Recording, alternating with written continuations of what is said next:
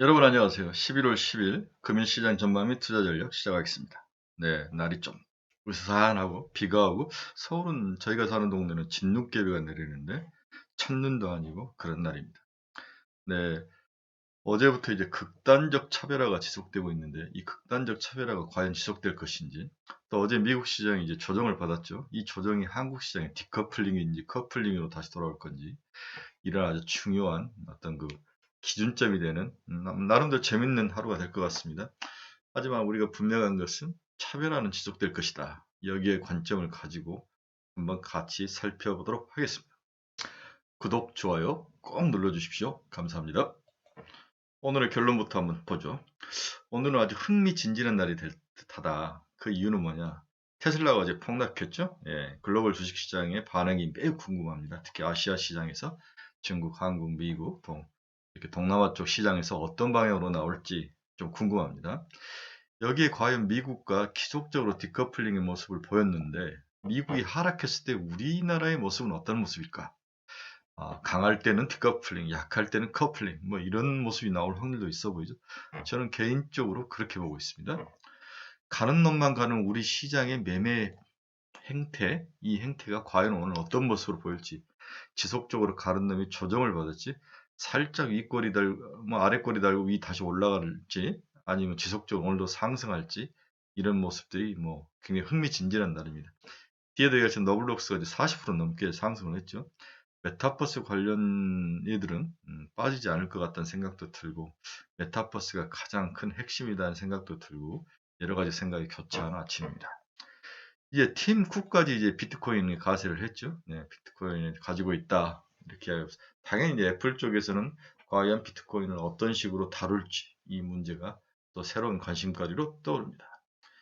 어제 이제 PPI가 급등을 했죠. 뭐 0.6%씩 전월 비해서 뭐 전년 YOY는 6%가 넘게 상승한다. 이미 예상은 했지만 막상 숫자로 나오니까 충격은 좀 있는 것 같아요.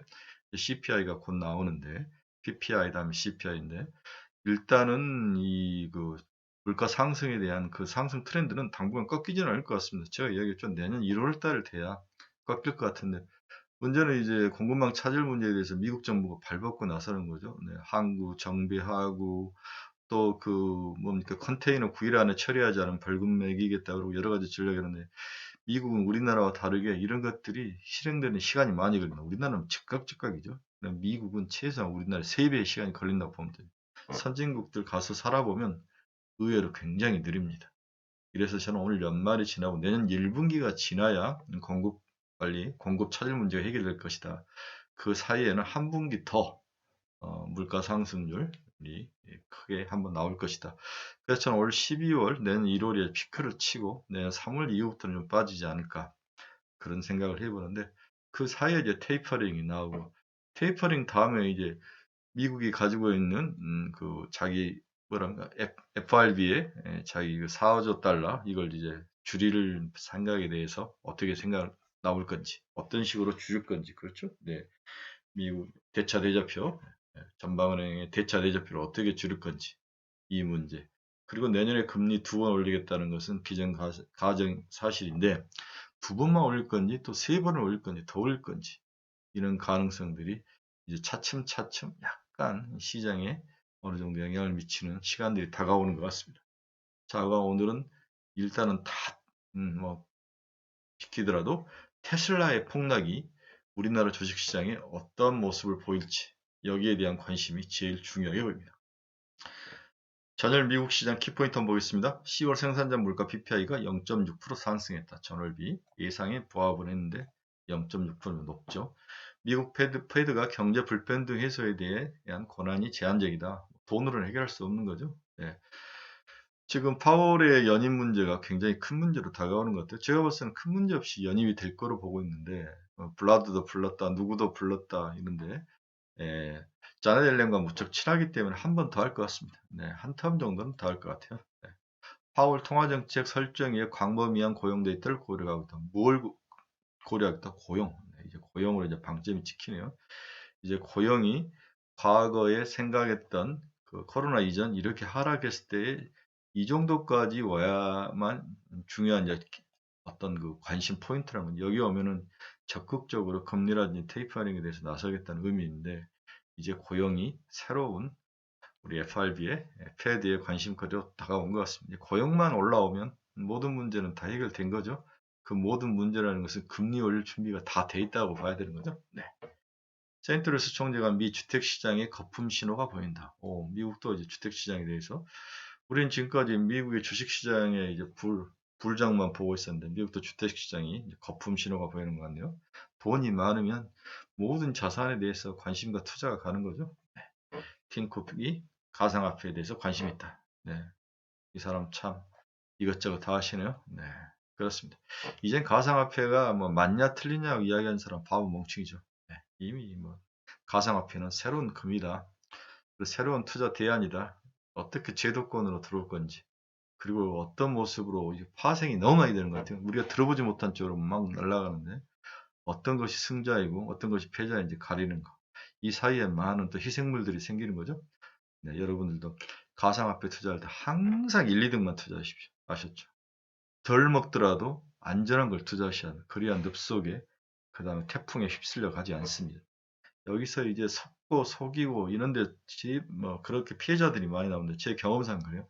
항상 어떤 새로운 상품이 들어왔을 때 1, 2등만 들어가십시오. 네. 바이든이 공급망 병목 해소를 위해 대규모 자금을 투입하겠다. 그렇죠. 롱비치항에 대해서 투자를 하고 여러 항구를 재정립하고 심지어는 미국 공병대를 도입해서 항구를 좀 넓히겠다. 다음에 통관 절차를 바꾸겠다. 간소화시키겠다. 투자를 하겠다. 이런 이야기가 나오죠. 이렇게 하면 6개월의 시간이 걸립니다. 네. 제너럴 일렉트릭 전혀 관심이 없던 종목인데 항공, 헬스케어, 에너지 3개사로 분사를 한다. 오케이. 항공이 돈을 많이 벌죠. 엔진. 네. 그다음에 미국 군수품의 엔진 납품들 이런 것들 돈을 많이 벌고 있는데 그 잘 나가던 지도 이제 시대의 변화에 못 따라가면 죽는 거죠. 네. 네. 그렇습니다.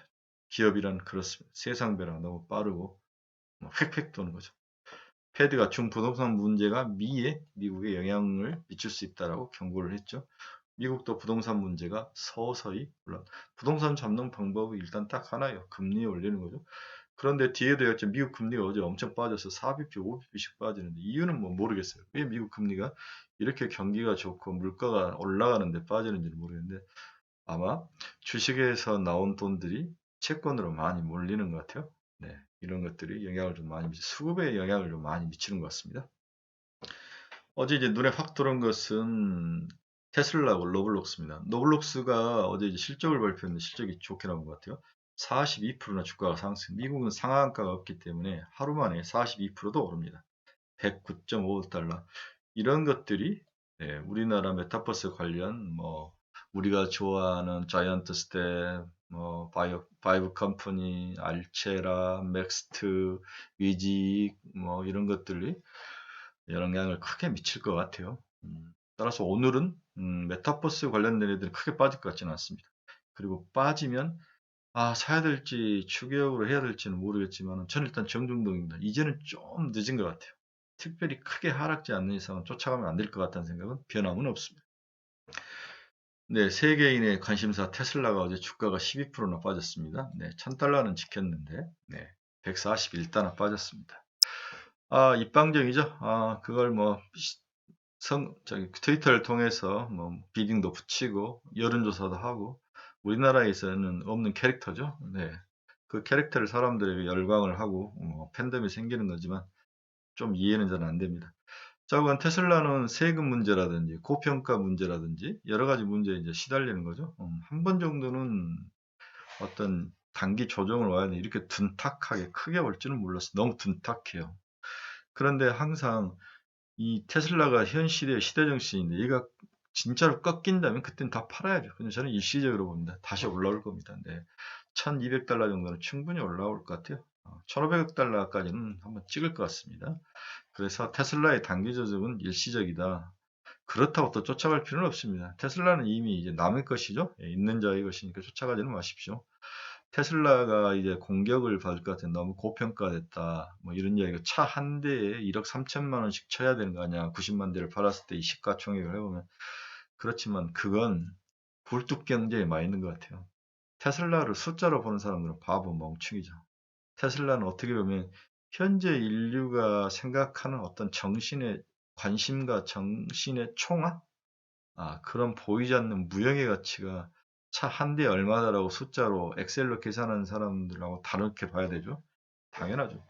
우리는 인간이기 때문에 숫자 이외의 것들에 열광하고 숫자 이외의 것들에 더 많은 가치를 줍니다. 여러분 꽃을 숫자로 얼마인지 가치인지 여러분 매길 수 있습니까? 물론 파는 가격은 있겠죠. 그러나 자기가 외로웠을 때 국화향기, 뭐 예쁜 백합 꽃을 보면서 희망을 찾는 그걸 가치로 평가할 수 있습니까? 네, 그건 가치로 평가할 수 없죠. 저희 어머니도 참 화분 기르는 거 좋아하시고 저희 누님도 좋아하시는데 거기에 그 꽃을 피웠을 때 그 즐거움, 사진 찍어서 보냈을 때 그 즐거움, 이런 것들은 돈의 가치로 볼 수 없는 거죠. 테슬라는 그렇게 돼 있습니다. 신의 영역에 가 있는 거죠. 그런 면에서 테슬라는 반응할 것이다. 빠지는 데에 대해서는 너무 놀랄 필요도 없다. 그냥 정보 견디셔야 합니다. 네, 애플 보겠습니다. 팀 쿡이 자기가 가상화폐를 가지고 있다 그러면 애플이 크게 상승할 줄 알았는데 막상 까보니까 여전히 150달러에서 왔다리 갔다리 하죠. 네, 얘는 뭐 여전히 핸드폰의 비즈니스에 관련이 돼 있는데 제가 봐서는 애플도 가상화폐 자산에 관심이 있다라고 생각을 하면 애플도 이 150달러를 치고 올라올 확률이 있습니다. 200달러까지는 가게 보이는데 그런 면에서 애플은 이제 사야 되는 게 아니냐, 저는 이렇게 생각을 합니다. 좋아 보입니다. 필라델피아 반도체 지수 보겠습니다. 계속 올라가다가 어제 하루 살짝 보합이죠. 이 정도면. 네. 그래서 적절한 단기 조정 정도, 약간 멈추는 정도, 약간 숨고르기 정도, 이 정도 보시면 될 것 같습니다. 16개 종목에서 특별히 뭐 움직임이 크거나 빠진 종목은 없었습니다. 제가 테슬라보다 더 사랑하는 엔비디아는 어제 살짝 빠졌습니다. 실적은 무척 좋았는데 아마 323달러까지 이렇게 올라가다가, 예, 초창기에 실적도 좋고 또 여러 가지 좋은 호재들이 나오면서 올라가다가 323달러까지 올라가다가 다시 빠져서 마이너스까지 기록했는데 너무 많이 급하게 오른 거에 대한 어떤 반대매매인 것 같아요. 200달러부터 치고 올라갔는데 지속적으로 존버인 좋은 정보입니다. 지금도 들어가는 건 늦지 않습니다. 500달러까지 보고 들어가셔서 견디면 됩니다. 대만 TSMC 볼까요? 어제 그제 최근에 보면 TSMC가 야금야금 이렇게 올라오죠, 여러분. 우리 삼성전자, SK 하이닉스로 올라오는데 반도체가 바닥은 확실히 찍은 것 같아요.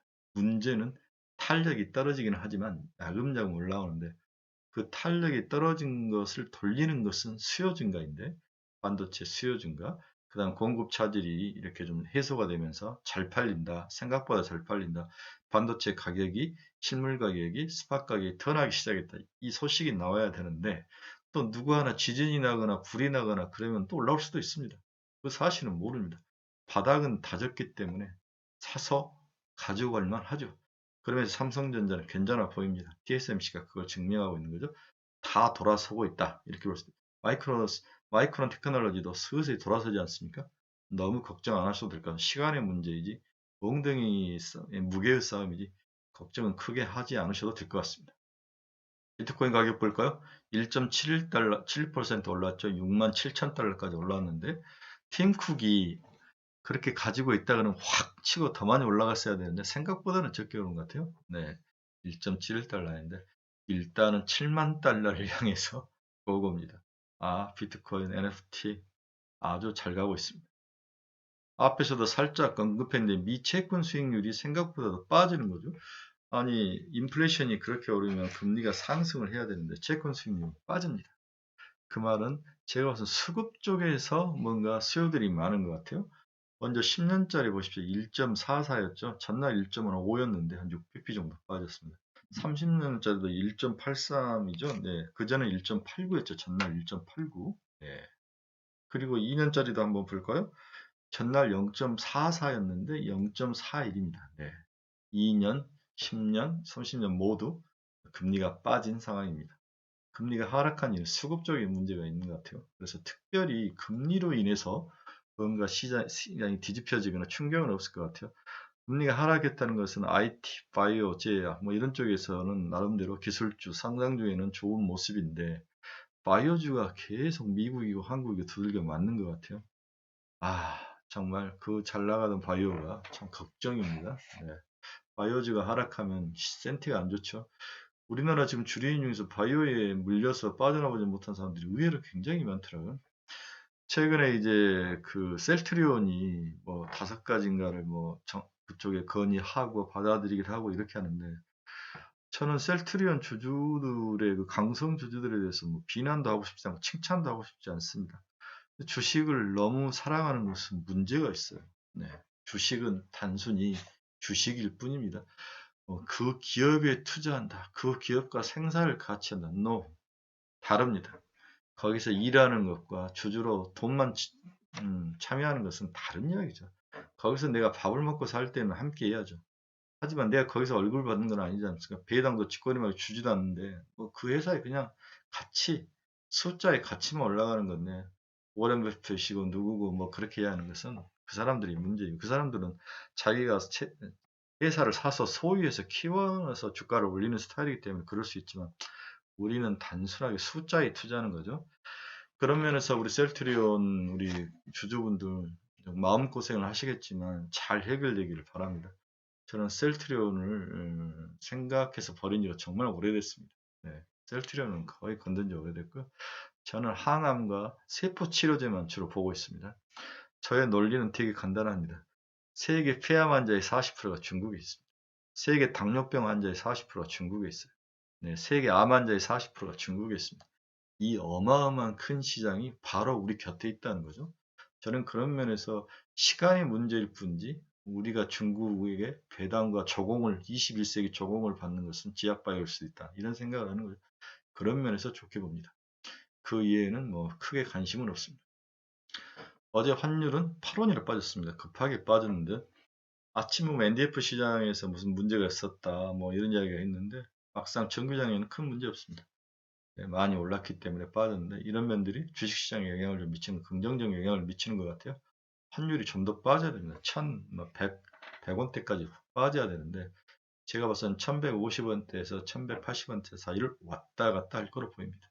어느 정도 더 하락한 후 또 살짝 올라가는 그런 박스권 장세다, 이렇게 환율은 보셔야 될 것 같습니다. WTI를 보면 어제도 2달러 올랐네요. 84.59달러까지 올랐네요. 네. 계속 80달러대에서 옆으로 기다가 살짝 이제 꼬리를 트는데요. 90달러를 때리지 않을까. 일단 90달러를 봐야 그 다음에 뭔가 그 다음 승부수가 나지 않을까, 그런 생각이 듭니다. 네. WTI는 상승 트렌드. 전일 시장을 통해서 금일 시장을 한번 보도록 하겠습니다. 메타버스. 뭐 세금 회피도 가능하다. 그다음 로블록스가 저렇게 상승을 했다. 그 다음에 자이언트 스텝, 덱스터, 위직 스텝, 바이브 컴퍼니, 알체라 등 다 올랐죠. 네. 심지어 게임즈도 전부 다 메타버스 NFT 하겠다 이야기를 하니까. 그런데 제가 관심을 갖는 것은 반도체주도 메타버스인가, 이 주제였던 거죠. 그렇죠? 결론은 반도체주도 메타버스이다. 실질적으로 구현을 할 수 있는 것은 엔비디아와 같은 그런 어떤 그 플랫폼을 가진 기업들이 메타버스의 주인이 될 수 있다, 이런 생각을 하는 거죠. 다음 NFT 보겠습니다. 이메이드, 게임비, 갤럭시아 모니터리, 컴퍼니 K. 저 컴퍼니 K라는 것도 어제 공부하다가 봤는데 거의 관심이 없던 종목이죠. 어제도 7% 넘게 오르던데 한번 관심 있게 보셔야 됩니다. 게임비. 게임 플러스를 통해 지난 4월부터 3차례에 걸쳐 가상자산 거래소 코인원 지분 38.44%를 확보하는 등 블록체인 투자에 적극적인 행보를 보이고 있다. 컴투스의 지주사가 됐죠. 갤럭시아 모니터리. 자회사 갤럭시아 메타버스를 통해 NFT 사업에 본격적으로 뛰어들었다. 지난 5월 100% 자회사인 블록체인 전문기업 갤럭시아 메타버스를 설립했다. 생활금융 플랫폼 머니트리의 가상자산인 툴을 이관받는 것을 시작으로 사업을 개시했다.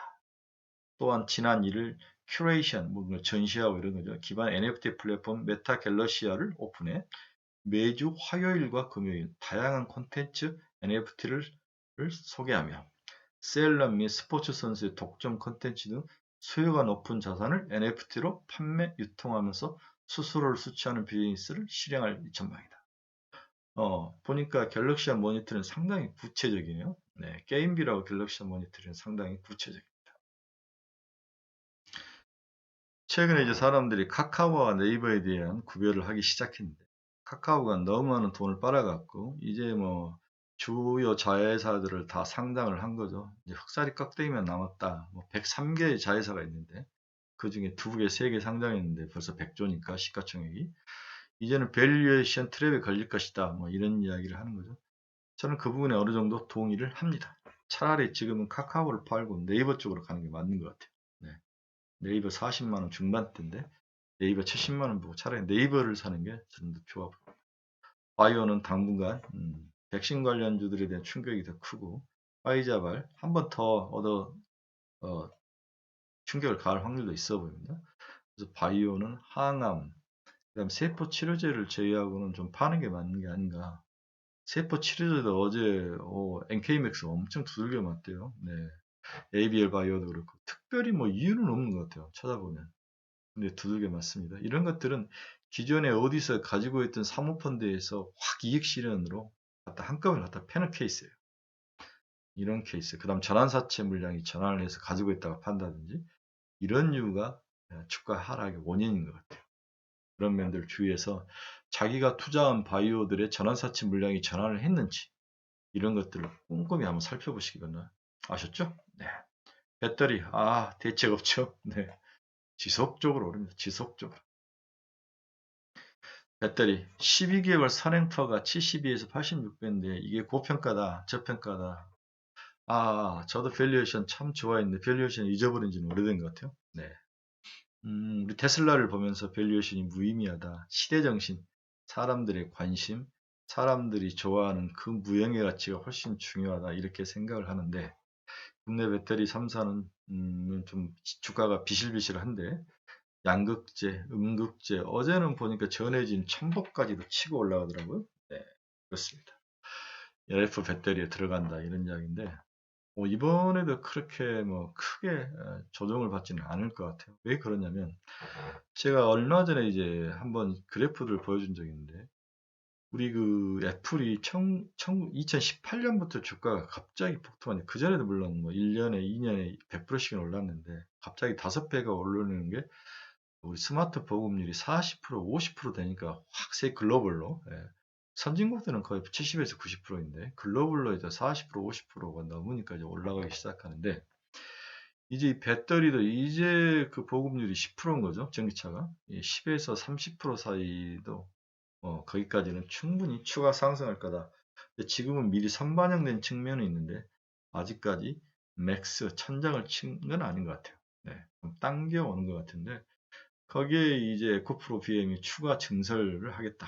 이런 이야기도 들리면서 예, 불에 기름을 끼운 거죠. 따라서 LNF 올라가죠. 또 양극재와 상관없는 대주전자 같은 음극재들은 추가로 이제 자기 독특한 기술력으로 올라가는데 대주전자는 무조건 15만 원까지 버티셔야 돼요. 12만 원 찍고 위에 아무도 없어요. 네, 수급이 전혀 다 열려 있습니다. 지속적으로 좋은 호재는 나올 겁니다. 대주전자는 지금도 들어가도 괜찮을 것 같아요. 들어가서 뭐 12만 원 들어가서 15만 원 팔면 20% 먹는 건데 네, 그 정도를 먹을 수 있다고 생각하시는 분들은 내가 꼭 배터리 쪽 관련된 거 하나를 사고 싶다. 그럼 대주전자죠. 네, 좋아 보입니다. 그렇지만 오늘은 좀 단기 조정이 있을 것 같아요. 하지만 견디셔야 되죠. 다시 반등할 확률이 높아 보입니다. NFT, 메타버스, 2차 전지는 시대 정신인 것 같습니다. 꺾이지 않을, 연말까지는 꺾이지 않을 것 같아요. 오늘의 결론입니다. 정중도입니다. 장이 어떤 방향으로 움직일지 아무도 모릅니다. 그런데 자기가 가지고 있는 종목, 예를 들어서 게임이라든지 메타버스라든지 2차 전지가 혹시 상승해서 올라오면 어느 정도 소폭 이익은 실현하고 버텨야 돼요. 이익은 20에서 30%입니다. 20에서 30% 정도는 이익 실현을 하고 나머지 70이나 80%로 끝까지 달려보시는 그런 전략? 그 정도. 이 정중동이 굉장히 필요한 게 여기서 사람들이 추격하기도 그렇고 팔기도 그렇고 어리정쩡한 장이 될 겁니다. 또한 아침에 흔들리면서 빠질 확률이 있었을 때 어떻게 할 것인가 이런 건 정중동이죠. 사고 싶은 메타버스나 게임이 있어도 사시면 안 됩니다. 기다리셔야 돼요. 이 정도에 들어가셔서 물릴 수도 있고 토해낼 수도 있기 때문에 아셨죠? 자, 오늘은 살짝 좀 힘들 장이 예상은 됩니다. 하지만 단기적이고 일시적이다라고 보시고 잘 견디시기 바랍니다. 감사합니다.